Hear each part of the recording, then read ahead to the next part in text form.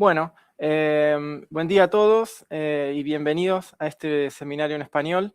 Mi nombre es Nicolás Streitenberger, voy a ser el moderador hoy del seminario que está titulado Lesiones más frecuentes en caninos y en felinos.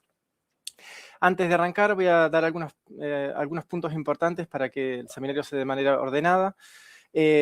Para los que no están familiarizados con la plataforma, en el lado izquierdo de la pantalla van a tener un icono que tiene la silueta de una persona y ahí van a poder encontrar una sección que se llama Notas Compartidas, donde ahí pueden agregar preguntas y se las vamos haciendo al doctor Minatel a lo largo de la presentación. Y van a encontrar otra solapa que se llama chat, está marcada como chat público, y ese lo vamos a utilizar con fines de interacción. Es decir, si tienen algún problema con el video o el sonido no se escucha bien, me pueden poner esos comentarios ahí y lo vamos a tratar de resolver.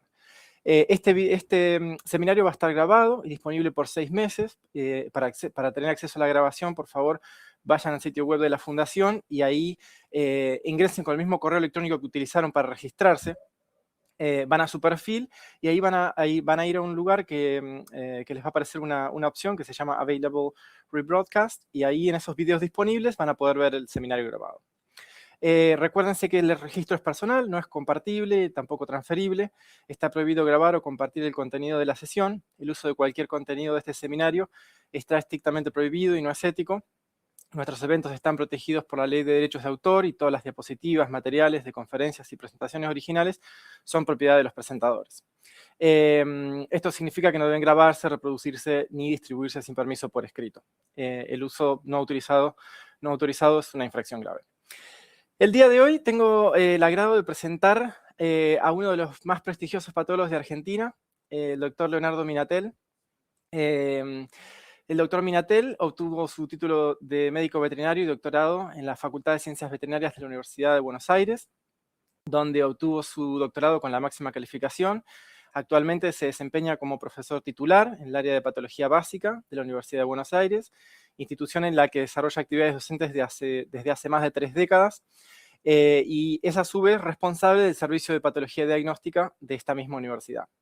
El doctor Minatel es miembro del Grupo Latino de Patología Comparada y es representante en Argentina de la Davis Thompson Foundation. A lo largo de su carrera ha dirigido y participado en numerosos proyectos de investigación, principalmente enfocados en la patología bovina, pero también en pequeños animales, deficiencia de cobre y otros oligoelementos, respuesta inmune y enfermedades infecciosas. Es autor y coautor de numerosas publicaciones científicas en revistas nacionales e internacionales. Además, ha presentado un extenso número de trabajos en congresos nacionales e internacionales de patología veterinaria, producción animal y diagnóstico veterinario. Su experiencia también incluye una destacada trayectoria en la formación de médicos veterinarios, doctorandos y especialistas, participando como docente en cursos de posgrado sobre patología, necropsia, inflamación, reparación y oncología veterinaria. Es un verdadero privilegio contar con su presencia hoy y aprender de su amplia experiencia. Así que, bueno, Leo, te lo paso a todo tuyo. Bueno, muchas gracias, Nico. Bueno, muy buenas tardes a todos. Les voy a contar brevemente, más allá de que Nico hizo una presentación sobre mí, pero les voy a mostrar, más que contar, dónde trabajo. Yo, como dijo Nico, trabajo en la Universidad de Buenos Aires. La Universidad de Buenos Aires está en plena ciudad autónoma de Buenos Aires, que es la capital de nuestro país, pero aún estando en plena capital, tenemos la verdad que el privilegio de contar con un hermoso espacio verde, como pueden ver acá. Este es nuestra cátedra o departamento de patología en pleno otoño, como pueden ver por la cantidad de hojas caídas. Y esta es parte de nuestro equipo de trabajo. Hay más gente, pero bueno, esta es una foto reciente de un cumpleaños que celebramos hace poquito. Como bien dijo Nico, en nuestra cátedra hacemos tareas de docencia, diagnóstico e investigación. La charla de hoy va a estar relacionada fundamentalmente al diagnóstico, Esto es llevado a cabo a través del servicio de patología diagnóstica, donde hacemos estudios citológicos, histopatológicos y necropsias. El material que vamos a utilizar hoy para la charla está relacionado con las necropsias que hacemos en el servicio, ¿sí?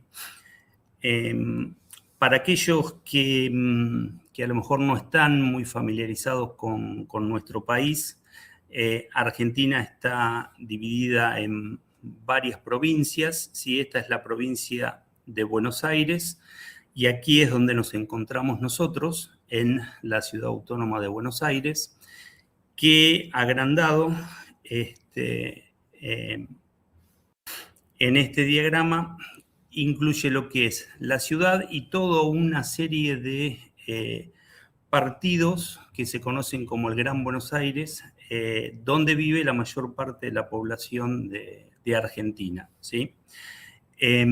Nuestra zona de influencia, esta es, digamos, aquí está situada la Facultad de Ciencias Veterinarias, nuestra zona de influencia es la ciudad de Buenos Aires y alrededores, ¿sí?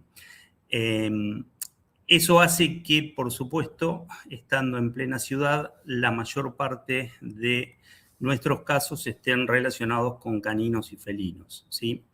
De todas maneras, trabajamos en patología comparada, digamos, no son las únicas especies con las que trabajamos.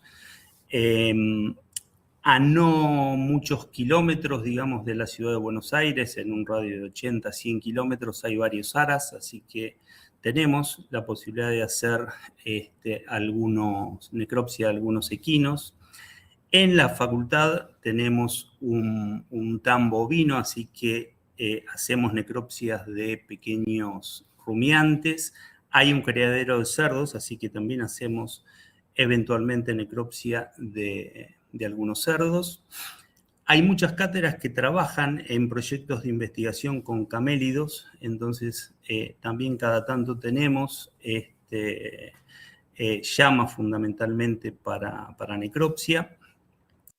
En la facultad también hay una escuela agropecuaria en donde se hacen estudios secundarios y la escuela agropecuaria, por supuesto, cuenta con explotaciones pequeñas destinadas a la enseñanza de aves, de pilíferos. Entonces, cada tanto hacemos necropsias de aves domésticas, de conejos, a veces patos, ¿sí?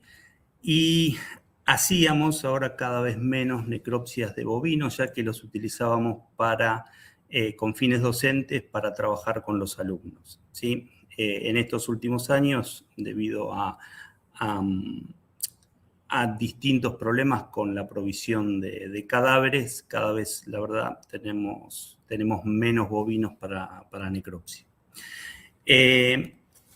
Pero estando en la ciudad de Buenos Aires, tal vez como pase en otros lugares o en otras ciudades, vieron que se han puesto de moda muchas de estas especies no tradicionales, ¿sí? Estas mascotas no tradicionales, como por ejemplo erizos, hurones, distintos tipos de reptiles. Así que cada tanto hacemos necropsias de estas especies y tenemos un convenio con el zoológico de la Ciudad de Buenos Aires, que actualmente se conoce como Ecoparque. Así que hacemos también animales silvestres, ¿sí? Pero nuestros principales, digamos, pacientes, entre comillas, son perros y gatos. Así que eso dio origen a la charla, digamos, del día de hoy, donde vamos a presentar las lesiones más frecuentes y algunas tal vez no tan frecuentes, pero sí que me parecieron interesantes incluirlas, en caninos y felinos. Vamos a comenzar, la charla está dividida en las dos especies, o sea, vamos a ver todo lo referente a caninos primero, después a felinos. Y cuando la comencé a preparar, pensé un poco qué sería lo más adecuado a mostrar, ¿sí? Y comencé a pensar cuáles son los casos más comunes que recibimos. Y entonces los dividí más o menos en grupos, ¿sí? Tal como dijo Nico, no tengo ningún problema que en la medida que vaya avanzando la presentación me interrumpan y hagan preguntas, así que por favor siéntanse libres. Uno de los principales casos que recibimos son cachorros con cuadros digestivos, ¿sí? Les diría que dentro de los caninos este tal vez sea el principal tipo de caso. Estos son animalitos que son comprados en criaderos o a veces en ferias, no siempre con una sanidad adecuada.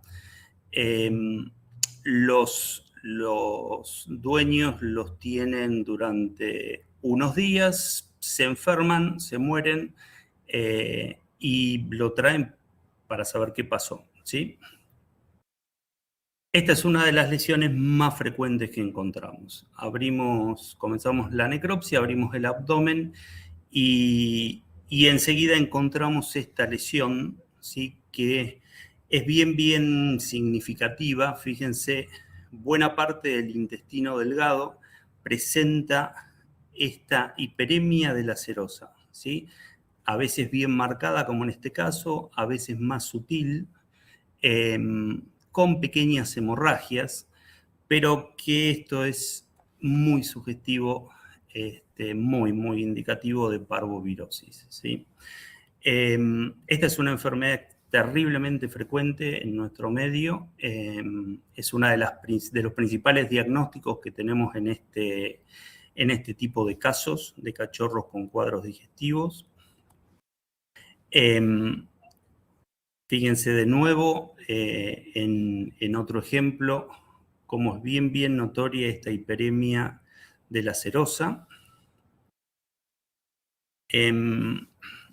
Muchos de estos cachorros tienen el periné manchado con diarrea hemorrágica, ¿sí?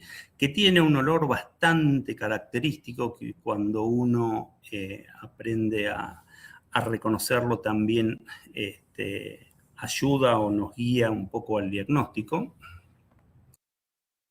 Cuando abrimos el intestino lo que encontramos es este contenido líquido que se puede ver aquí, pero también en la jeringa, ¿sí? Que es de un color rojizo, y la mucosa con este aspecto también bien enrojecido, ¿sí?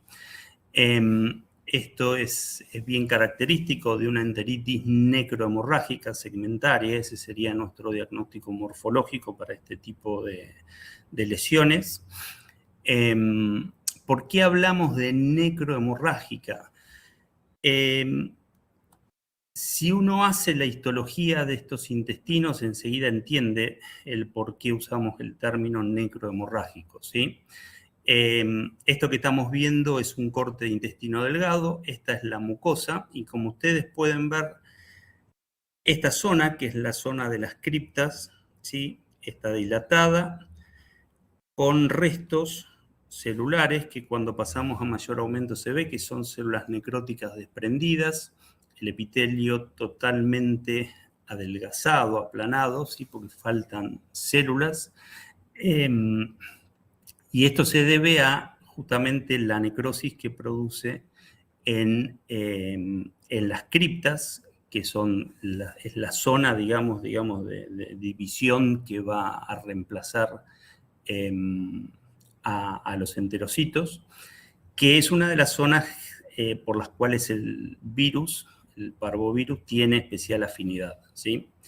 Es un virus que ataca células en replicación. Entonces, otro de los tejidos, digamos, afectados es justamente el tejido linfoide. Esta es una de las placas de Peyer o del tejido linfoide asociado a mucosas que presenta necrosis linfoide, ¿sí? Estas son lesiones características de parvovirus. Y ya la morfología de estas lesiones nos guía y nos permite un diagnóstico de la enfermedad. Usamos PCR también para hacer el diagnóstico de la enfermedad, pero las lesiones morfológicas son muy sugestivas. Una de las cosas que no les comenté es que nosotros trabajamos mucho con morfología.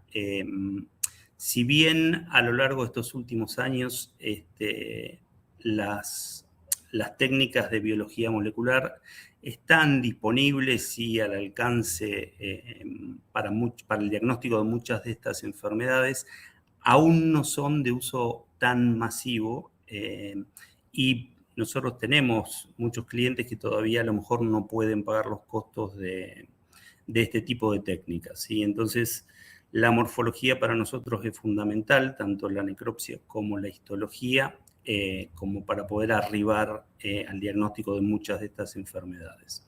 Cada vez que podemos, complementamos, por supuesto, con distintas técnicas complementarias para el diagnóstico. Fíjense ustedes, este es otro caso, otro cachorro con parvovirus.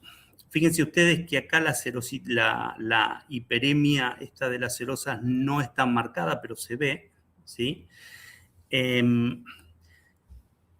Y fíjense que acá el contenido es un poco diferente, ¿sí? Durante, o a partir, diría, del 2005 más o menos, y durante varios años, tuvimos muchos casos como estos, en donde la presentación no era la típica enteritis necrohemorrágica que estábamos acostumbrados a ver, ¿sí? Esto posiblemente haya tenido que ver, posiblemente porque realmente nunca pudimos comprobarlo, con la aparición de la cepa 2C. Ustedes saben que el parvovirus canino tenía dos cepas principales, 2A, 2B, y durante los años 2004, 2005 comienza a aparecer, por lo menos en Sudamérica, la cepa 2C, ¿sí? Y esta cepa posiblemente haya estado, ¿no? Como decía, no es algo que pueda asegurar, pero posiblemente haya estado relacionada con este tipo de casos en donde la presentación era un poco diferente. Los animales a veces no tenían esa típica diarrea hemorrágica, morían en poco tiempo, presentaban vómitos como principal signo digestivo, y cuando abríamos el intestino encontrábamos este tipo de contenido, ¿sí? Las lesiones microscópicas eran exactamente las mismas, con necrosis de las criptas, necrosis linfoide, pero la macroscopía era un tanto diferente, ¿sí?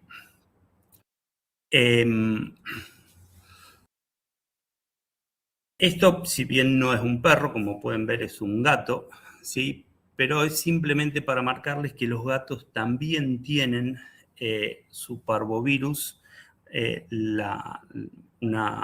parvovirus felino, que produce la panleucopenia felina, ¿sí? Que tiene una presentación muy semejante, también afecta a animales jóvenes.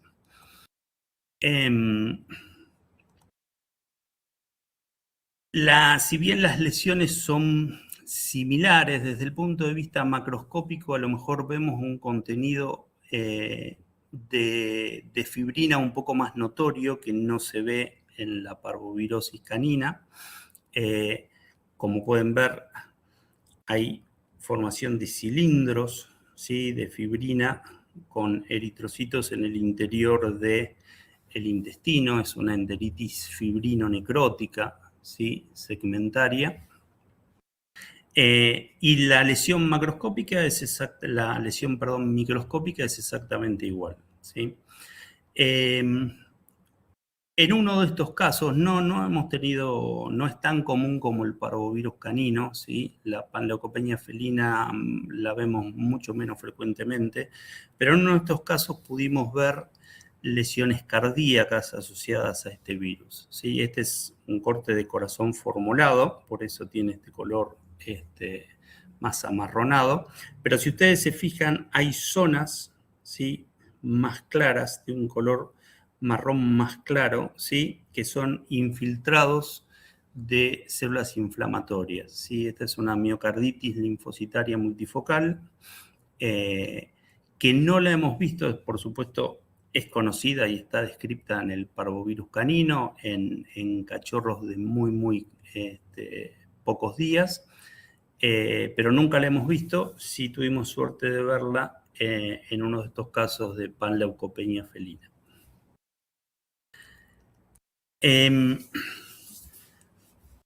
Por supuesto, el parvovirus canino no es la única enfermedad que afecta a esta categoría de animales. Tenemos a veces cachorros como este, fíjense que tiene un estado general bastante lamentable, ¿sí? Es un perro caquéctico, muy flaco. Y este tipo de casos suelen tener muchas veces esta condición corporal tan mala, ¿sí? Cuando abrimos el abdomen, fíjense que no se ve esa hiperemia que se veía con el parvo, ¿sí? Pero sí notamos zonas del intestino con un color diferente. Y hay otra cosa del cadáver que les tiene que llamar la atención, que es la palidez que tiene la mucosa, los pulmones y el color del hígado, ¿sí? Que en vez de ser de un color rojizo, tiene ya una coloración más amarronada, ¿sí? Eso se debe a anemia, porque estos cachorros tienen una anemia importante. Fíjense, cuando abrimos, la diferencia en el contenido, este contenido es un contenido hemorrágico, pero que tiene el aspecto de una jalea de frambuesa o de frutilla, o sea, parece dulce de frutilla o dulce de frambuesa. Es una característica del contenido que por lo menos a mí me resulta útil para identificar la enfermedad. Esto es una ancilostomiasis, ¿sí? Esta es una enfermedad parasitaria producida por ancilostoma, que es un parásito hematófago, un nematode hematófago sumamente dañino para los cachorros, y que produce estas enteritis hemorrágicas segmentarias que son graves y terminan produciendo un cuadro de anemia muy severo y la muerte de los cachorros. Este es un caso bastante único, les diría. Pocas veces vemos semejante cantidad de parásitos en el intestino en estos casos. Es muy común no encontrar los parásitos, ¿sí? Solo encontrar ese contenido con ese aspecto, como les decía, de jalea de frambuesa. Pero en este caso la cantidad era realmente llamativa. Hablando de parásitos, simplemente para mostrarles algunos de los parásitos frecuentes que pueden encontrar en las necropsias de los caninos. Estos son ascaris, ¿sí? Tanto en caninos como en felinos son comunes en los animales que no tienen una sanidad muy cuidada. Este también es un parásito muy común, esto es Dipylidium, ¿sí? Dipylidium caninum. Pueden encontrar también lo pueden encontrar también en caninos y en felinos. Y este es a lo mejor un poco menos frecuente, ¿sí? Esto es Trichuris, Trichuris vulpis, que es el llamado gusano látigo, porque tiene una zona un poquito más gruesa y una zona muy delgada, que es por la cual se prende a la mucosa. Uno, cuando levanta estos parásitos, quedan prendidos por esa porción delgada de la mucosa. Los vamos a encontrar en colon y en ciego. y en general en baja cantidad. Esta es una de las parasitosis más severas que hemos tenido por Trichuris. Recuerden que es un parásito también hematófago, ¿sí? Que rara vez produce problemas severos a no ser que tenga o que estén en alta carga, como en este caso, ¿sí? El animal del que proviene esta foto tenía una anemia severa, ¿sí? Generalmente estos parásitos suelen estar asociados a enteritis catarrales, ¿sí? Y suelen ser hallazgos. Pasamos a otro caso Leo, que también... Sí, cómo no. Diga. disculpa que te interrumpa. Hay un chat, dice, hola Leo, gran seminario, saludos de tu alumno Roberto Olivares. ¿Viste casos de hipoplasia cerebelosa por parvo? Sabes que yo no recuerdo si no hemos tenido algún gatito con... Estoy casi seguro que hemos tenido en gatos, o sea, por panleucopenia felina, ¿sí? Pero no te lo podría asegurar. Sí, yo estoy casi seguro que hace muchos años hemos tenido en gatito. Gracias. No, de nada. Este es otro caso, les decía, que tenemos que tener presente como diagnóstico diferencial de lo que veníamos viendo. Fíjense que acá tenemos una porción de intestino delgado distendida. Si pudiésemos tocar estas zonas del intestino, notaríamos que tienen una consistencia un poco más firme que el resto del tubo digestivo. Y cuando lo abrimos, lo que encontramos es que hay toda una porción de intestino invaginada, ¿sí? En otra parte. Esto es lo que llamamos una intususcepción. Y como pueden ver, toda esa porción invaginada tiene aspecto necrótico, ¿sí? Está infartada.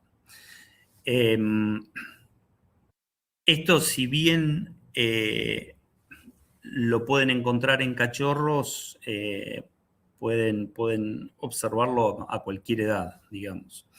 Si ustedes saben, hay varias causas, digamos, de intususcepción, ¿no? La hipermotilidad es una, las parasitosis son otras, pero una de las cosas que podemos encontrar, cuando abrimos la porción intussusceptada es la presencia de estos cuerpos extraños, que en este caso era una cinta de cassettes, ¿sí? De los viejos cassettes. Bueno, los cuerpos extraños lineales, tipo cuerdas, cordones, cintas, son una de las causas importantes de este tipo de alteraciones.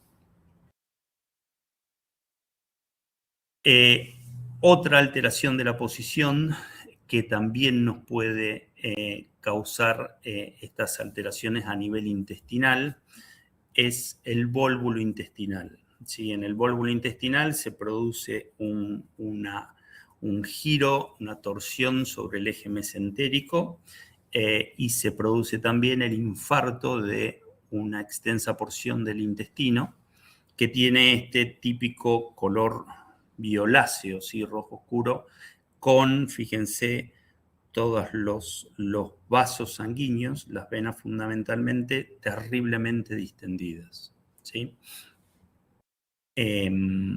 No es el vólvulo intestinal no es una lesión o una alteración de la posición que veamos muy frecuentemente en caninos y menos en felinos, ¿sí? La intussuscepción sí es mucho más común.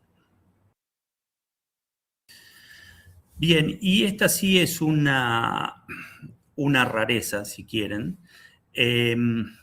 Este era un cachorro que había estado unos días en la playa, ¿sí? No me acuerdo si era por vacaciones, si por fin de semana largo, pero fíjense, volvió a la playa, murió al día siguiente, lo trajeron para necropsia.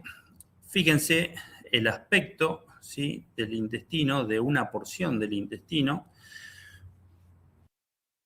La zona más afectada era la zona distal del yeyuno y el ilion, ¿sí? Pero fíjense cuán engrosada está en comparación al resto. Y cuando lo abrimos, lo que encontramos es esto, ¿sí? Gran cantidad de arena. Aquellos que trabajen con equinos posiblemente conozcan la lesión y la hayan visto, ¿sí? Esto es una impacción con arena, que es una rareza realmente. Es el único caso, por lo menos que yo he visto en caninos. Bien, dejamos los cachorros con sintomatología digestiva y pasamos a otro tipo de cuadros que solemos recibir con frecuencia, que son los fetos y cachorros de pocas semanas de vida, ¿sí? Estos casos son casos que nos traen los criadores, generalmente cuando empieza a haber problemas en el criadero, ¿sí?, con varias muertes. No son casos demasiado divertidos desde el punto de vista de la necropsia, o sea, de la macroscopía, porque en muy pocos casos realmente vemos lesiones macroscópicas. La mayor parte de estos casos se resuelven en la histología, o sea, al microscopio, y utilizando, por supuesto, técnicas bacteriológicas o virológicas. Y a veces, lamentablemente, no llegamos a un diagnóstico final, ¿sí? Pero hay un par de lesiones que quería mostrarles porque sí son lesiones muy ilustrativas y nos permiten llegar a un diagnóstico con la morfología. Esta es una de ellas, ¿sí? Si ustedes hacen la necropsia de un cachorro de pocas semanas de vida, en general esta lesión la van a encontrar dentro de las primeras 3 semanas de vida, después es raro que lo vean. Es como que ya van a sospechar de la enfermedad, ¿sí? Esta es una herpes virosis. Estas lesiones no nos ponemos a veces entre los patólogos muy de acuerdo de cómo llamarlas. Algunos hablan de hemorragias corticales directamente multifocales. Otros preferimos hablar de nefritis necrotizante multifocal. Otros hablan directamente de necrosis cortical multifocal. Pero todas son causadas por la necrosis que produce el herpes virus canino tipo 1. ¿Sí? A veces no son tan sutiles, pero no son tan llamativas, sino son más sutiles, pero fíjense que incluso cuando son pequeñas son bien notorias, y si hacemos un corte también podemos verlas en la corteza, ¿sí? El herpes virus es un virus que, como les decía, se caracteriza por producir necrosis tisular en varios órganos, ¿sí? El riñón es uno de los que nos da lesiones más llamativas, pero también vamos a poder ver lesiones en pulmón o en hígado, ¿sí? Lo que pasa es que son más sutiles. Si ustedes se fijan, hay todo un puntillado, ¿sí?, poco notorio, ¿sí?, porque son puntitos muy pequeños, pero todos ellos son foquitos de necrosis que produce el virus, ¿sí? Esto es un corte de hígado y si ustedes prestan atención, fíjense que hay múltiples focos de necrosis, ¿sí?, que es justamente lo que les decía, produce este virus, ¿sí?, con algunos infiltrados en las tríadas portales. Acá tenemos la zona de necrosis y si buscamos en la periferia, con mucha suerte a veces podemos encontrar los cuerpos de inclusión intranucleares acidófilos que son característicos de este virus.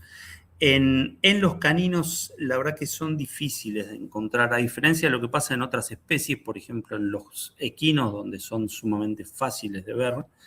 En los equinos realmente nos cuesta y a veces buscamos y no encontramos, ¿sí?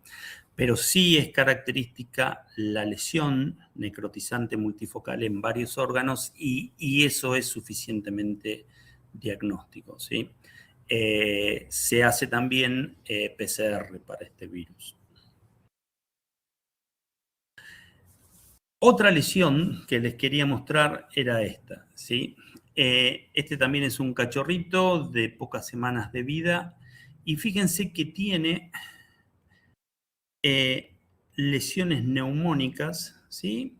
En lo que es el lóbulo craneal, pero también en los lóbulos caudales. Y fíjense en esta localización, que es una localización caudodorsal, ¿sí? Esta es una neumonía por aspiración. Los patólogos sabemos que las neumonías por aspiración son en definitiva bronconeumonías, ¿sí? Donde la gente entra por una vía aerógena y lo que suele pasar en estos casos es que la zona afectada del pulmón sea la zona cráneo-ventral. ¿Por qué encontramos una afección en la zona caudodorsal? ¿Sí? Que no es algo muy frecuente, por supuesto hay ejemplos, por ejemplo, en la pleuroneumonía contagiosa del cerdo, donde la lesión la vamos a encontrar en esta localización, pero la verdad que en otras especies no es una localización habitual para una bronconeumonía, ¿sí? Pero sí lo vemos en esta categoría. Y la explicación de eso es esta, ¿sí? Estos animales muchas veces son alimentados con biberón cuando la madre no los quiere o pierden a la madre y demás. Entonces, los dueños les dan una alimentación a través de biberones o mamaderas. Pero a veces los colocan en una posición anormal, que es el decúbito dorsal, ¿sí? Y entonces muchas veces se produce la aspiración de leche, que termina generando estas neumonías por aspiración, y la localización en esos casos no es la típica localización cráneo-ventral, sino que la empezamos a ver en lugares a lo mejor más insólitos como una zona caudodorsal, como se puede ver en este pulmón. Pasa lo mismo con los fetos, ¿sí? Cuando sufren esas bronconeumonías por aspiración de líquido amniótico contaminado, en donde podemos ver las lesiones a lo mejor en lugares no tan tradicionales como la zona cráneo-ventral. Bien, y otro tipo de cuadros que recibimos son lo que yo llamé muertes inesperadas. ¿A qué me refiero con esto? Tenemos un perro perfectamente normal, con buen estado de salud, que es alimentado la noche anterior o el día anterior, el dueño se va a dormir o se va a trabajar y demás, vuelve y el animal está muerto, ¿sí? Muchos de estos casos vienen con el dueño sospechando que el vecino se lo envenenó, etcétera, etcétera, pero habitualmente lo que uno encuentra son cosas mucho más sencillas, ¿sí? Como en este caso, en donde ya en el cadáver podemos ver una terrible dilatación del abdomen que por lo menos nos alegra en el sentido de que vamos a tener un diagnóstico relativamente fácil y rápido, ¿sí? Y justamente una de las causas de este tipo de muerte es esta. Abrimos y encontramos un estómago completamente dilatado. Acá está el tórax, ¿sí? Aquí está el ano. Y lo que encontramos es un estómago terriblemente dilatado con este órgano, ¿sí? Que es el vaso cubierto por el omento, que tendría que estar en esta localización, ¿sí? Y aparece en la zona caudal del abdomen y terriblemente agrandado. Esto es una dilatación torsión volvulogástrico y es una de las causas de estas muertes inesperadas, ¿sí? Sobre todo en animales, en perros de raza grande. Fíjense, este es otro caso de un animal que ya tenía cierto grado de descomposición, pero aún con un estrado de putrefacción, les diría leve o incluso moderado, uno puede hacer el diagnóstico de este tipo de alteraciones, ¿sí? Vamos a encontrar un estómago muy, muy dilatado que a veces pierde el gas, ¿sí? Pero aún así va a estar muy, muy distendido y vamos a tener un vaso también aumentado de tamaño y en una posición totalmente anormal, ¿sí? Otros casos asociados a estas muertes inesperadas son estos. Acá estamos viendo la cavidad abdominal de un perro, ¿sí? Este es el estómago. Esta es la porción caudal y esto que vemos acá es el vaso, ¿sí? Todo esto es sangre, esto es un coágulo, ¿sí? O sea, esto es un hemabdomen que se ha producido por justamente la ruptura del vaso. Este era el vaso de ese animal, muy aumentado de tamaños y con estas tumoraciones, que cuando tienen cierto tamaño pueden llegar a romperse y a producir estos cuadros de hemoabdomen que ponen en riesgo la vida del animal. La mayor parte de las lesiones que vemos en vasos suelen ser benignas, ¿sí? Son hematomas, son hiperplasias nodulares, por supuesto hay hemangiosarcomas y otros tumores, pero aún así, siendo lesiones benignas, pueden romperse y pueden producir un hemoabdomen y causar la muerte del animal, ¿sí? De ahí que siempre sean lesiones para tener en cuenta. Este es otro caso, este era el perro de un colega que estaba en perfecto estado y de golpe apareció muerto, ¿sí? Me acuerdo muy bien porque vine el fin de semana a abrir la cátedra para poder poner el perro en la cámara y el lunes hicimos la necropsia y nos encontramos con esto, ¿sí? Esto es el saco pericárdico, ¿sí? Fíjense, acá están los pulmones, terriblemente aumentado de tamaño y lleno de sangre, ¿sí? Cuando abrimos el saco pericárdico, por supuesto que tenía hemopericardio, nos encontramos con esto.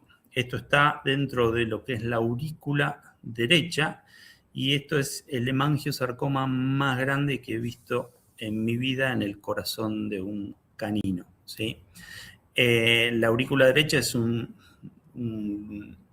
sitio, digamos, de localización típico de este tipo de tumores que cuando se rompen producen un hemopericardio en forma repentina y causan lo que se conoce como taponamiento cardíaco, ¿sí? El corazón no puede distenderse debido a la colecta de sangre que hay, ¿sí? Y eso genera la muerte del animal. Algunos ejemplos de enfermedades infecciosas. Estas que les voy a mostrar me gustan porque son cuadros que podemos resolver muchas veces con la morfología nada más, ¿sí? Esta es una típica bronconeumonía, ¿sí? Con la localización craneoventral característica. Pero esto está asociado a distemper canino, ¿sí? Lo que también llamamos en Argentina moquillo canino. Cuando uno hace la histología,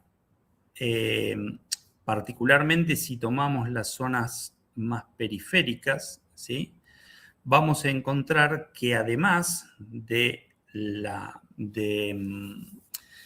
exudado purulento que tenemos en la luz de las vías aéreas, también tenemos una neumonía intersticial, ¿sí? Con un engrosamiento de los tabiques. Y cuando revisamos con cuidado, vamos a poder encontrar, ¿sí? Cuerpos de inclusión que nos van a permitir a nosotros el diagnóstico de distemper asociado justamente, o con una, no asociado, sino con una infección bacteriana superpuesta, ¿sí?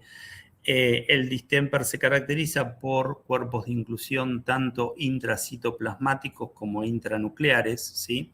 Formación de sinsitios, como vemos en este caso, y eso nos permite el diagnóstico a través de la histología.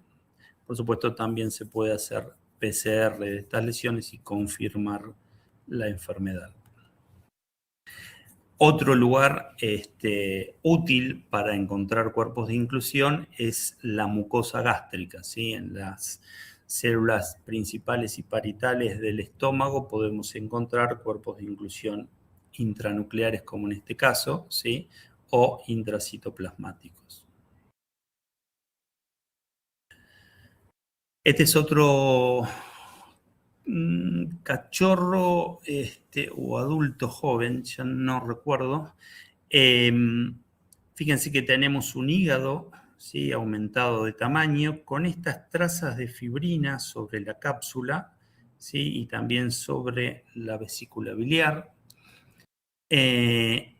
Hemorragias en la serosa del intestino. Y estas son lesiones que solemos ver en cuadros de hepatitis infecciosa canina, que no es una enfermedad que veamos con mucha frecuencia, ¿sí? La histología de este tipo de cuadros también es bastante característica. A veces, no siempre, pero a veces vemos estas necrosis centrolobulillares, ¿sí? Que están más asociadas a la hipoxia en sí que al efecto del virus. Pero lo que tiene de atractivo esta enfermedad es justamente la presencia de cuerpos de inclusión intranucleares, ¿sí? En los hepatocitos y en otras células, lo podemos encontrar también en el riñón, que nos permiten el diagnóstico, ¿sí? Porque la verdad que se ven muy, muy bien. Esta fue una rareza, la muestro en sí porque ha sido una lesión, la verdad, muy poco frecuente. Fíjense el encéfalo de este animal. Este era un perro adulto joven.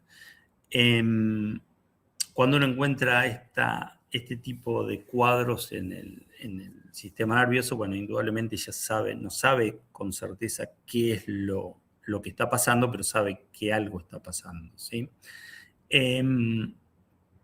Lamentablemente no tengo foto macroscópica al corte del sistema nervioso porque son lesiones bastante características, pero en la microscopía ya van a ver, esto es una criptococosis, ¿sí? Que no es tan frecuente a nivel del sistema nervioso central y menos en los perros, pero que cursa con la aparición de cavidades que están llenas de este material que macroscópicamente tiene un aspecto como gelatinoso, ¿sí? Y que desde el punto de vista microscópico solemos referirnos a esto como una inflamación granulomatosa, ¿sí? Pese a que la verdad no es el típico granuloma que solemos o estamos acostumbrados a ver. De hecho, la cantidad de inflamación que hay no es tanta y no hay solo macrófagos, sino también células linfoides e incluso a veces neutrófilos, pero lo característico es que gran parte de toda esa lesión está ocupada por estas levaduras, ¿sí? Que son los criptococos. Con estos típicos halos claros que no se tiñen, ¿sí? Que representan la pared de la levadura. Vamos a pasar a felinos, para que no se haga tan extensa la charla, vamos a ir un poquitito más rápido. En el caso de los felinos hice el mismo esquema de pensar, bueno, ¿cuáles son los casos más característicos que recibimos? Y definitivamente los casos más comunes son lo que llamaríamos muertes inesperadas. Gatos que están en perfecto estado, en teoría, de salud, con una vida normal y alimentándose normalmente, y son encontrados muertos ya sean en la casa o en la entrada de la casa, o en el patio, o que son llevados a castrar porque son gatos jóvenes y mueren durante la inducción o durante la castración, ¿sí? Estos son casos muy, muy comunes, recibimos de estos todo el tiempo. Son gatos que desde el punto de vista de la condición corporal están muy bien. Algunos de ellos presentan cianosis, ¿sí? Cuando los vemos, visible en el morro o en la cavidad oral. Una de las lesiones que solemos encontrar es esta, ¿sí? Es una congestión bien, bien marcada del pulmón, con edema, ¿sí? Un cambio bien notorio en la consistencia, que pierde esa consistencia elástica normal y pasa a tener una consistencia gomosa. La tráquea, que en la foto a lo mejor no es tan notorio, pero tiene líquido, tiene espuma. Y cuando revisamos el corazón, encontramos que tiene una severa hipertrofia concéntrica del ventrículo izquierdo que reduce considerablemente la luz, ¿sí?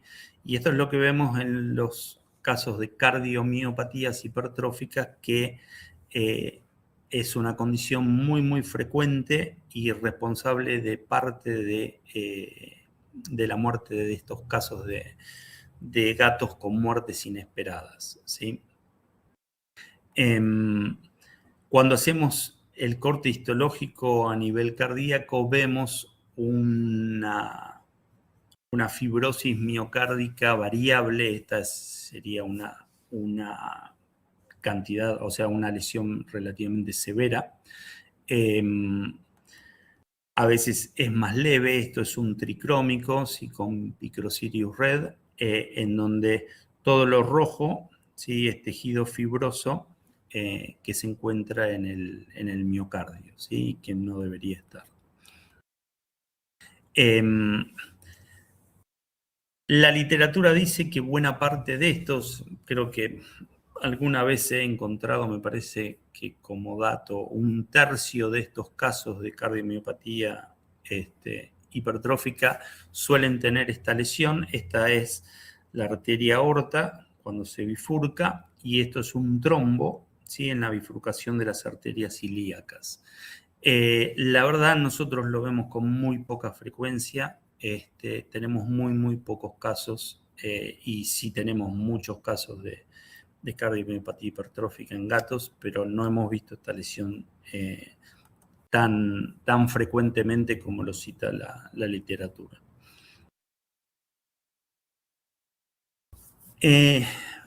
Algunos de estos gatos, como les decían, son encontrados en la puerta de la casa, ¿sí? Y en líneas generales, muchos de ellos vienen con esta sospecha de envenenamiento por parte del vecino y demás. Cuando hacemos la necropsia, muchas veces encontramos este tipo de lesiones traumáticas. Si ustedes se fijan, esta es la pared abdominal rota, ¿sí? Con una eventración de parte del contenido del abdomen, hemorragias, fíjense los bordes, ¿sí? Hemorrágicos, lo que nos indica que esto es una lesión antemortem. Y esto es una eventración secundaria a un arrollamiento vehicular, ¿sí? Esto es un auto, un vehículo que pasó por encima del abdomen y ejerce tanta presión que causa la ruptura de la pared abdominal, ¿sí? La piel está intacta, ustedes por fuera no van a ver absolutamente nada, porque la piel de los gatos es sumamente resistente, ¿sí? Van a encontrar seguramente laceración o ruptura de órganos internos, como pasa en el hígado. Fíjense el color del hígado, ¿sí? Lo que nos indica que este animal tiene una anemia importante, en este caso una anemia hemorrágica. Recuerden que el hígado tiene que ser rojo, ¿sí? Cuando lo ven del color pardo, que es el color que le da los citocromos al hígado o al riñón, eso quiere decir que casi no hay sangre aquí, ¿sí? O casi no hay hemoglobina en realidad. Cavidad torácica con también una colecta de sangre, un hemotórax, ¿sí? Producto de lo mismo, de un arrollamiento vehicular, nada más que en este caso la lesión asienta en tórax, ¿sí? La rueda pasa por el tórax, genera presión suficiente como para romper las costillas, ¿sí? Y generar también laceración en los órganos y ese hemotórax que acabamos de ver. Estos animales muchas veces son hallados muertos en la puerta de la casa. Llegan hasta la casa y quedan muertos ahí en la puerta. Una de las lesiones que buscamos siempre es esta. Fíjense las uñas, ¿sí? Estos animales suelen tener las uñas rotas porque se ve que en el momento del impacto, ¿sí? Las uñas se rompen contra el pavimento, ¿sí? Y es una lesión bastante característica de los arrollamientos vehiculares en los gatos.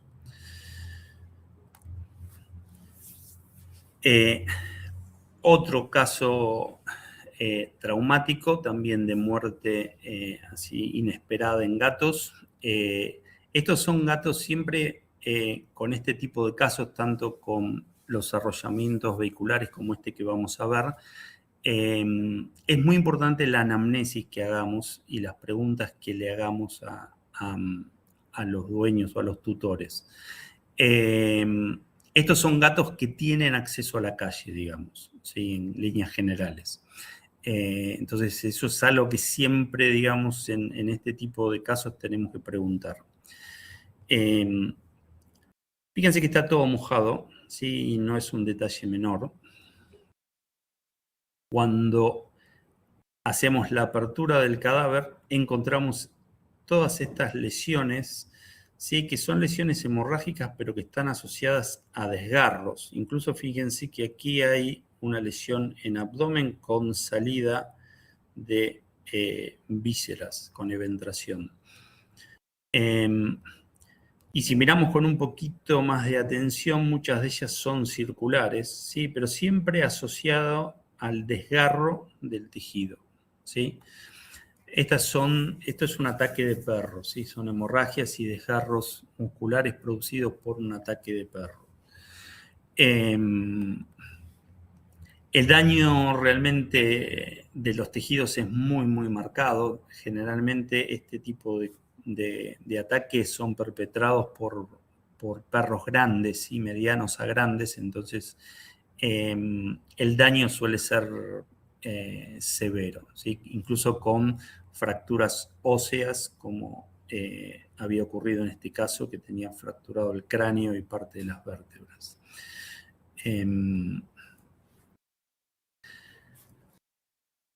Y otro ejemplo más, relacionado también con un evento traumático, pero fíjense que aquí tenemos una lesión bastante focalizada, ¿sí? Una lesión traumática con hemorragias, pero que es bien, bien focal. Va a estar asociada, por supuesto, a un hemoabdomen o a hemotórax, dependiendo de dónde se produzca la lesión, pero esto está asociado a un disparo, ¿sí?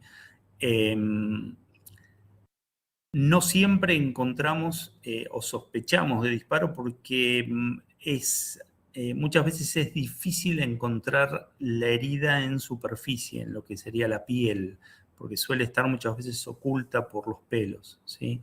Recién la sospechamos cuando comenzamos la necropsia, abrimos empezamos a quitar la piel, cortamos el subcutáneo y encontramos este tipo de lesiones perforantes asociadas después con daño tisular, ¿sí? Con daño de tejidos. Una cosa que a veces nos sirve de guía, ¿sí? sobre todo en los felinos que tienen pelo más largo. No vemos sangrado ni nada, pero sí vemos un área mojada de la piel, ¿sí? Porque el gato se lame, ¿sí? La zona muchas veces de la herida. Entonces, pocas veces vemos hemorragia justamente por esa limpieza que se hace el propio animal, pero sí todos los pelos están mojados de esa zona. Y cuando examinamos los órganos, generalmente, si pasa el proyectil por o a través de un órgano, vamos a ver lesiones perforantes bien circulares, ¿sí? En esos órganos. Otro grupo de casos que tenemos en los gatos son los problemas respiratorios, ¿sí? Gatos con problemas respiratorios que muchas veces ya son traídos con esa anamnesis. A veces vemos cierta cianosis que nos hace sospechar de un problema respiratorio. Y muchos de estos casos están asociados a colectas. Los gatos suelen tener o vemos con bastante frecuencia estas colectas a nivel torácico. En este caso, por ejemplo, un hidrotórax, ¿sí? Fíjense el aspecto del líquido, un líquido ceroso. En este caso particular, asociado a un carcinoma pulmonar, ¿sí?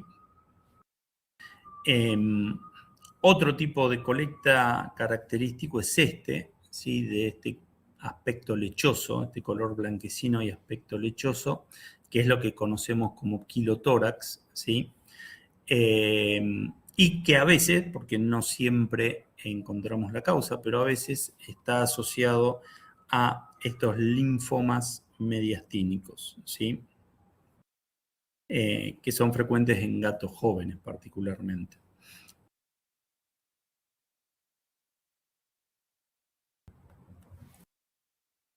Bien, otras colectas como estas son colectas más purulentas o fibrinopurulentas, ¿sí?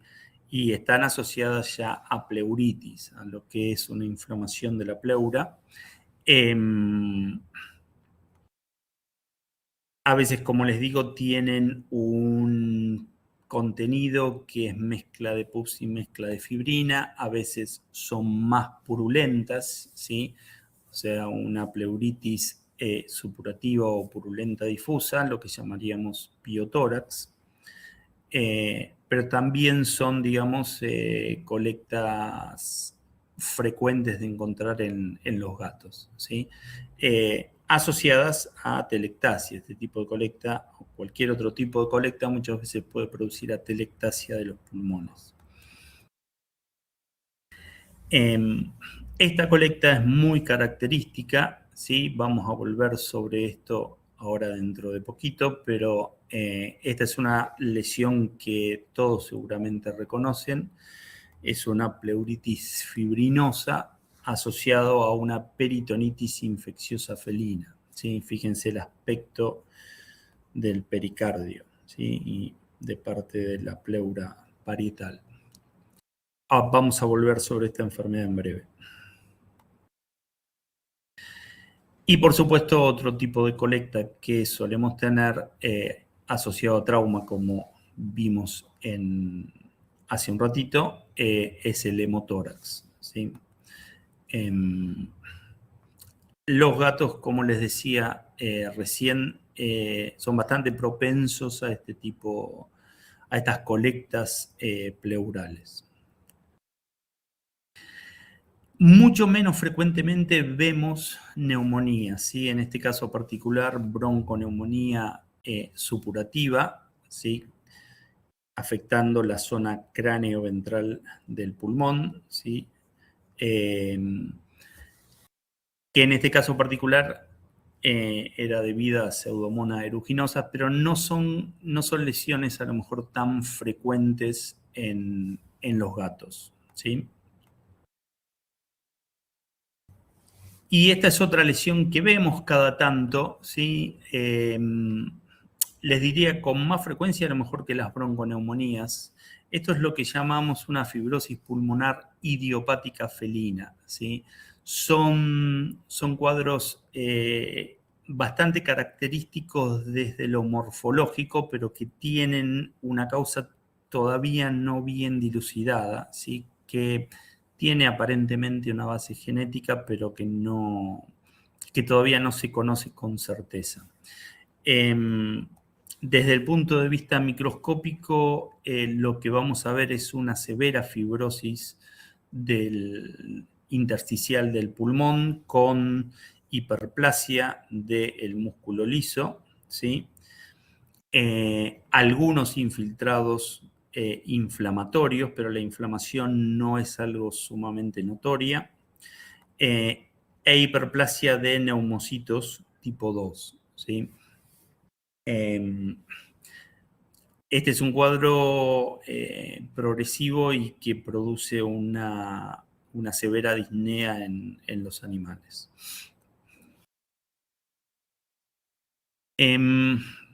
Vamos a ver algunos ejemplos de enfermedades infecciosas y parasitarias que también me parecen interesantes desde lo morfológico, porque, como les decía, son cuadros que podemos diagnosticar con la necropsia, con la histología con facilidad.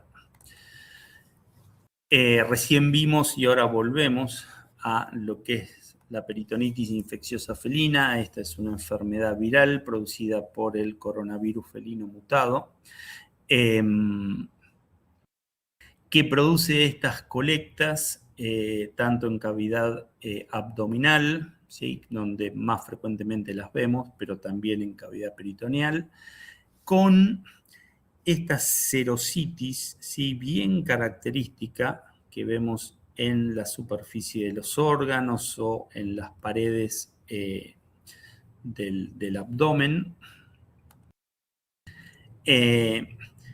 y que a veces es más notoria, formando nódulos más grandes, a veces nódulos más chicos, a veces muy, muy pequeñitos, ¿sí? Y que puede afectar distintos órganos. El aspecto de las lesiones varía mucho y de hecho a veces se clasifica la enfermedad en formas exudativas y secas o granulomatosas, que depende un poco de la respuesta humoral o celular que tenga la enfermedad, ¿sí? La lesión característica es la producción de piogranulomas, ¿sí? Con vasculitis, afectando vasos sanguíneos, que va produciendo estos nodulitos, o sea, va formando todos estos nodulitos pequeños que, fíjense cómo en el riñón podemos ver, van siguiendo el trayecto de los vasos, ¿sí? Es una lesión una enfermedad bastante frecuente que vemos seguido, en general afectando fundamentalmente abdomen, pero puede afectar otros órganos como por ejemplo el sistema nervioso, el encéfalo, los ojos, y que tiene, insisto, una lesión, son lesiones muy, muy características desde lo morfológico. Este es un hígado, si miramos con atención, con múltiples puntitos rojos, pero también un puntillado blanquecino, también muy, muy pequeñito, ¿sí? Todos estos son foquitos de necrosis. Esto es un cuadro de toxoplasmosis. La toxoplasmosis sistémica en los gatos la vemos, pero no muy frecuentemente. Pero es una lesión muy característica, ¿sí? Desde el punto de vista microscópico es una lesión necrotizante, como puede verse acá. Cada uno de estos focos de necrosis se traducen en esos puntitos blancos que vemos, y cuando buscamos en estos focos de necrosis podemos encontrar los taquizoitos, ¿sí? A veces dentro de células, a veces libres, pero en general en estas toxoplasmosis sistémicas son fáciles de ver, ¿sí? Y los encontramos en distintos órganos. Esta es otra lesión que es un hallazgo en realidad. Lo encontramos no muy seguido, pero con cierta frecuencia. Fíjense, esta es la zona más habitual, ¿sí? La zona caudodorsal, y tenemos todos estos focos blanquecinos que no son más que granulomas, ¿sí? Rodeados de esta zona de atelectasia. Esto es Alurostronchilus, ¿sí? Abstrusus. Esto es una neumonía granulomatosa. Suelen ser hallazgos, no son responsables de la muerte de los animales. Esto es un parásito que tiene como huésped intermediario la babosa o los caracoles, y los animales se infectan comiendo babosas o caracoles o algún otro pájaro, roedor o lo que sea que haya comido o haya consumido estos bichos. Acá tenemos lesiones semejantes. Fíjense, de nuevo, esta suele ser la zona más afectada. Y desde el punto de vista microscópico, lo que vamos a ver es una neumonía granulomatosa, ¿sí? Alrededor fundamentalmente de huevos y de larvas. Los adultos son difíciles de encontrar, cada tanto los vemos, pero son difíciles de encontrar. La mayor parte de la lesión se debe a la presencia de huevos y larvas, ¿sí? Bien.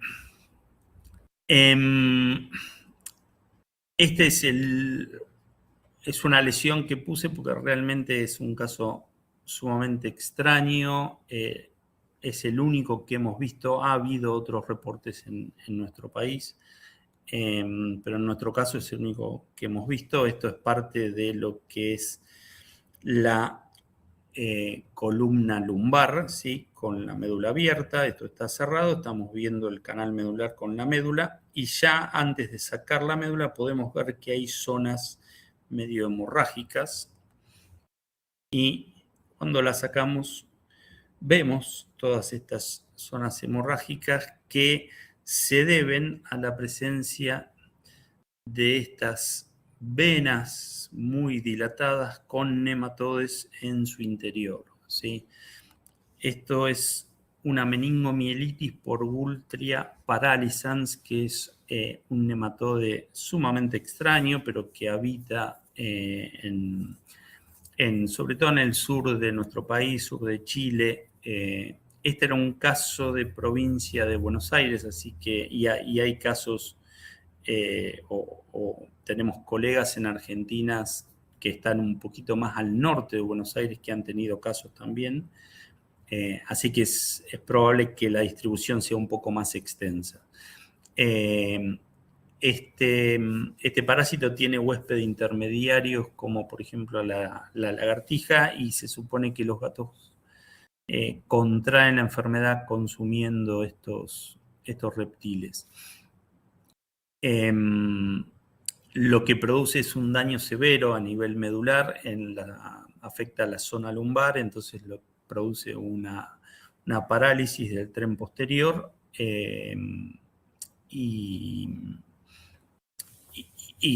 los gatos muchas veces o son eutanasiados o mueren como consecuencia del daño nervioso. Bueno, y los últimos casos, algunos otros hallazgos en felinos, algunos comunes, otros un poco más raros. Si ustedes se fijan, estos son casos que solemos tener durante el invierno, ¿sí? Fíjense el color rojo un poco más brillante que tiene la sangre y la musculatura.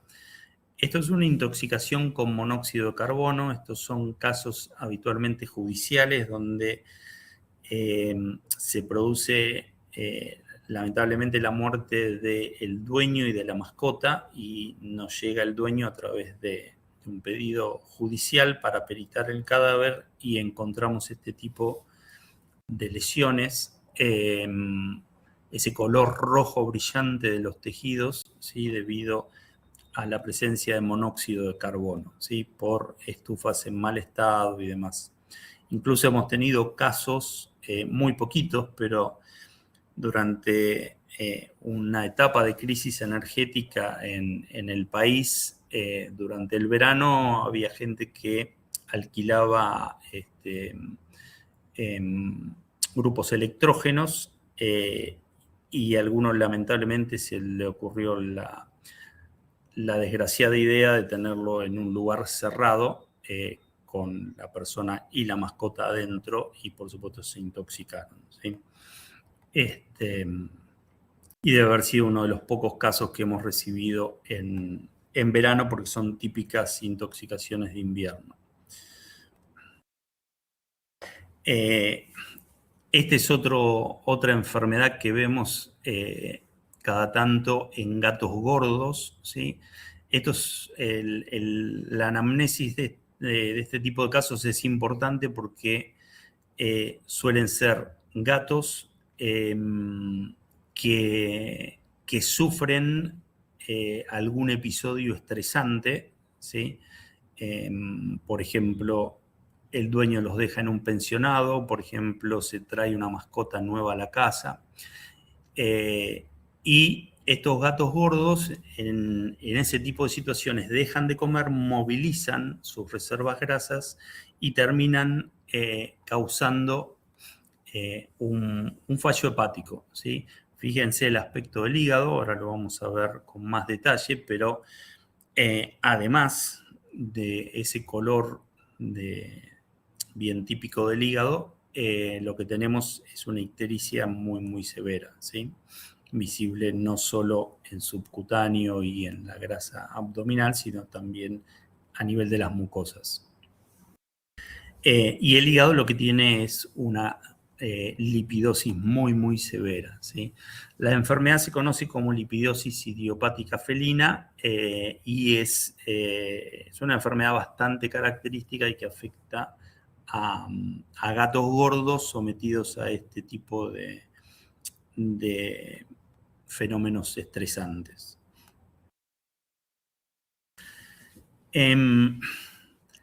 Esta es una necropsia que nos trajo justamente un colega. Fíjense el hemoabdomen, ¿sí? Que presenta este animal. Y cuando examinamos el hígado, miren el color, ¿sí? Tiene un color pardo extraño, no es el color pardo típico de la anemia, ¿sí? Sino que es un color pardo totalmente diferente. Y es diferente porque esto es justamente una amiloidosis, ¿sí? Esto es un hígado agrandado, ¿sí? Este hígado está aumentado de tamaño, son hígados bastante frágiles, y justamente cuando muchas veces se produce el examen del animal, la propia palpación, que en condiciones normales no tendría que producir ningún tipo de lesión, puede llegar a romper el hígado, ¿sí? Y generar justamente un hemoabdomen. Cuando hacemos la histología, también esta es una lesión bastante característica. Todo este material que vemos acá es amiloide, ¿sí? Todo este material de color rosado que vemos entre los hepatocitos, esto es amiloide. Si le hacemos una coloración de rojo Congo, podemos ver el depósito justamente en lo que es el espacio de Dis, ¿sí? El depósito se produce justo entre los hepatocitos y los sinusoides, en el llamado espacio de Dis. Y lo que produce justamente una interferencia entre el pasaje de oxígeno y nutrientes desde la sangre al hepatocito. Bien, esta es otra lesión que vemos tanto en caninos como en felinos, ¿sí? Miren el aspecto del hígado con toda esta superficie nodular. Esto no tiene nada que ver, por supuesto, esto es imbibición con bilis. Miren la ictericia, ¿sí? La coloración bien amarillenta de los tejidos. Y este es el aspecto del hígado, ¿sí? Todos estos nódulos son nódulos de regeneración. Esto es una cirrosis hepática.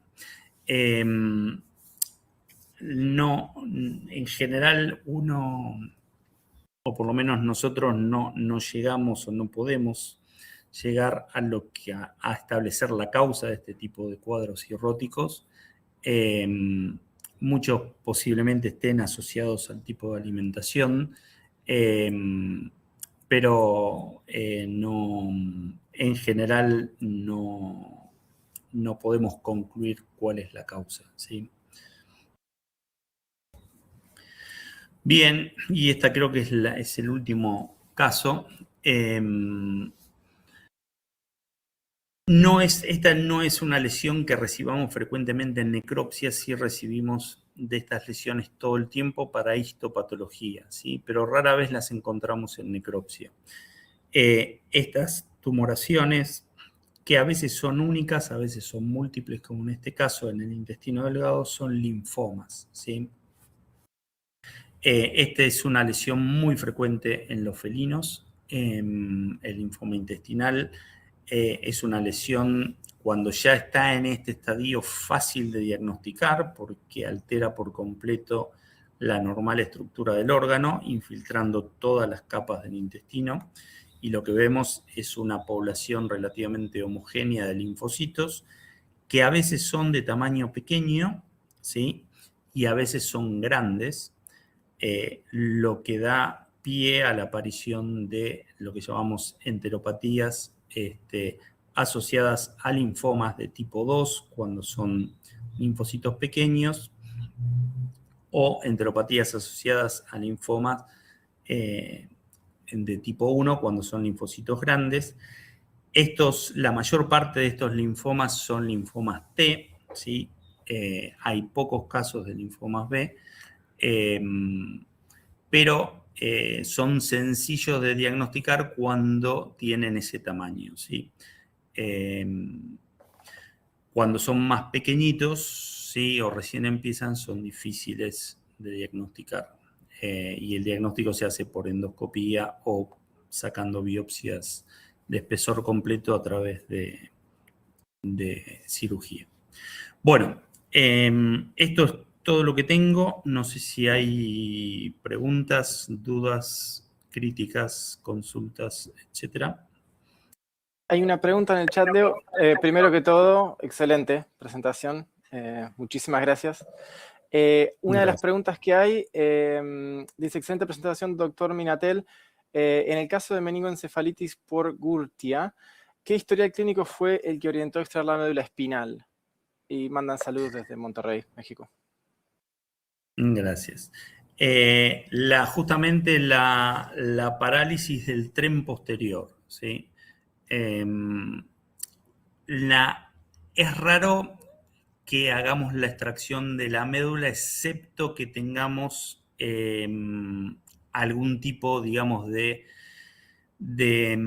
sintomatología asociado a paresia o a parálisis. ¿Sí? En esos casos, o sea, si es solo una sintomatología central, nos limitamos a lo que es la extracción del encéfalo, pero si hay asociado algún tipo de historial de parálisis, paresias, etcétera, etcétera, hacemos la extracción de la médula espinal y este era justamente uno de esos casos, ¿sí? Porque era un animal totalmente conectado y demás, pero que no podía, arrastraba el tren posterior.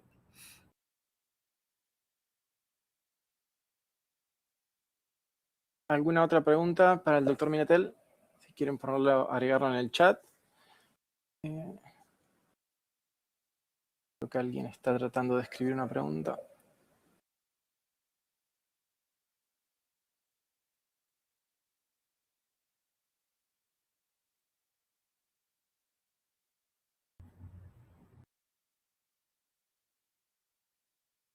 ¿Te escuchó bien, Nico? Sí, perfecto. El sonido el audio estuvo perfecto. A ver, acá. Bien. La pregunta de Miguel Romero es, ¿qué lesión considera que con mayor frecuencia es interpretada de forma incorrecta por patólogos veterinarios? Qué pregunta difícil, Miguel. En realidad yo creo que está muy relacionado con la experiencia, ¿no? Yo te cuento, la verdad no sabría decirte una en particular, pero sí te puedo contar mi experiencia personal. Una de las lesiones con las que más me confundí yo cuando empecé fue la autólisis a nivel hepático, ¿sí? No sé si a ustedes les pasó, es más común con animales grandes, pero también se ve de vez en cuando en caninos. Cuando uno hace la necropsia, por ejemplo, de un bovino, muchas veces en el hígado encuentra esas manchas que son de color marrón, no blanquecinas, sino marrones. Y cuando uno no tiene experiencia, lo primero que piensa es en necrosis, ¿sí? Y a lo largo, y por supuesto hace los cortes de esos hígados y no hay necrosis. Y a lo largo de los años, después de cometer ese error durante un par de veces, uno descubre que eso realmente es autólisis, ¿sí? Y es esa autólisis que yo aprendí a reconocer después de empezar a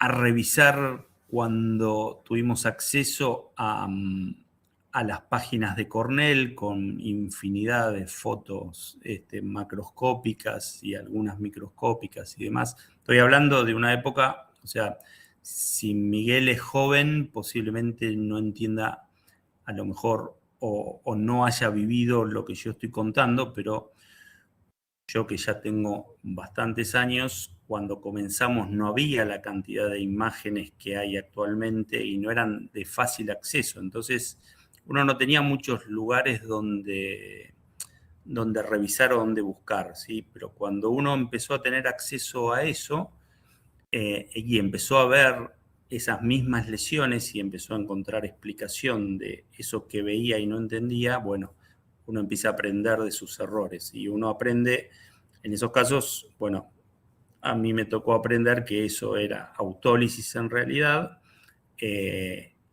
y fue una de los errores, digamos, que cometí por inexperiencia. Por eso me parece que no hay uno en particular, debe haber muchos como ese, pero muchas veces están asociados a falta de experiencia. En la medida que uno adquiere experiencia, va resolviendo esos errores. Gracias, Leo. Y ahí Francisca agregó en el chat que en los peces también se ven esas lesiones muchas veces en el hígado. Mira. La otra pregunta es en relación con los linfomas y Yaritza Salas pregunta, ¿tiene como un punto de diferencia entre la enfermedad inflamatoria gastrointestinal y el linfoma intestinal en esos estadios iniciales? No, excelente pregunta, Claritza, y me encantaría decirte que sí, pero la verdad no. Esto que les mostré, por supuesto, es una lesión que no tiene duda, digamos, porque es algo sumamente avanzado. El problema de lo que pregunta Claritza es, me imagino, aquellas lesiones iniciales que son las que yo comentaba que generalmente por problemas digestivos que presenta el animal se terminan biopsiando, ya sea por endoscopía, que no es lo ideal, o a través de biopsias incisionales por laparoscopía. Y ahí, cuando la lesión es inicial, la verdad que es complejo el diagnóstico. Desde el punto de vista morfológico, interesa ver la infiltración de todas las capas del intestino, pero ojo que eso también se puede ver en una enfermedad inflamatoria intestinal, la invasión de los epitelios, ¿sí? Particularmente el glandular, pero con la hematoxilina eosina no basta, ¿sí? En general necesitamos inmunistoquímica, que ayuda mucho, pero la palabra final la tiene la clonalidad, que lamentablemente nosotros, por lo menos en Argentina, todavía no la tenemos disponible para los animales. Entonces nos tenemos que basar en lo que es la morfología y la inmunistoquímica. El encontrar una población muy dominante de células T, digo células T porque es lo más común, ¿no? En ese infiltrado, bueno, es más sugestivo del linfoma. Cuando es una enfermedad inflamatoria intestinal, en general lo que vemos son poblaciones mixtas de linfocitos T, plasmocitos y en menor medida linfocitos B. Gracias, Leo. Y una pregunta que también está en relación con los linfomas intestinales. Fabiola dice, doctor, muy buena charla. En su experiencia en gatos, ¿qué tan posible o común es la progresión de enfermedad inflamatoria intestinal a linfoma intestinal? Es que yo creo que es lo que pasa, pero es solo suposición, pero yo creo que es lo que pasa. Y digo esto porque hay muchas lesiones que realmente uno ve que hay una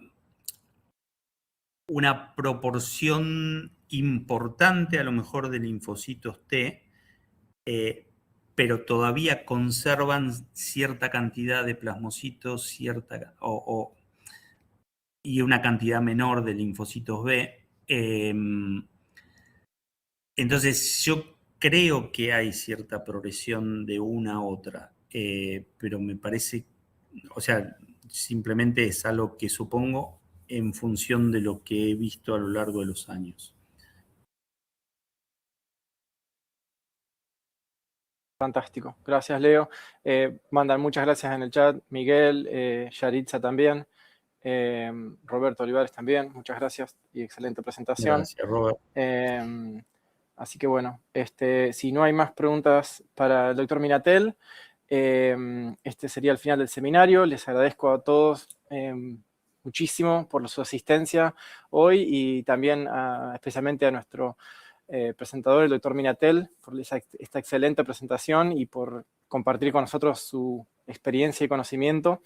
Los certificados van a estar disponibles en el sitio web de la Fundación, más o menos en 24 horas después de que finaliza el evento. Van a recibir también un correo con una encuesta. Les agradecemos que se tomen el tiempo de completarla si pueden. Eso nos ayuda mucho para organizar los seminarios venideros en cuanto a qué temas son los que tienen más interés o sería interesante conseguir un presentador para cubrirlos. Así que para descargar su certificado, vayan a la página de la Fundación, van a ver una pequeña solapa donde dice View Certificate, y ahí van a poder descargarlo. Lo que ocurre es que muchas veces para poder descargarlo tiene que estar completa la encuesta, así que por favor, si nos pueden ayudar con eso, le estamos sumamente agradecidos. Y bueno, nuevamente gracias a todos por acompañarnos, gracias Leonardo, y bueno, espero verlos pronto en el próximo evento de la Davis Thompson Foundation. Bueno, muchísimas gracias Nico y gracias a todos. Que tengan buen día. Nos vemos. Hasta luego.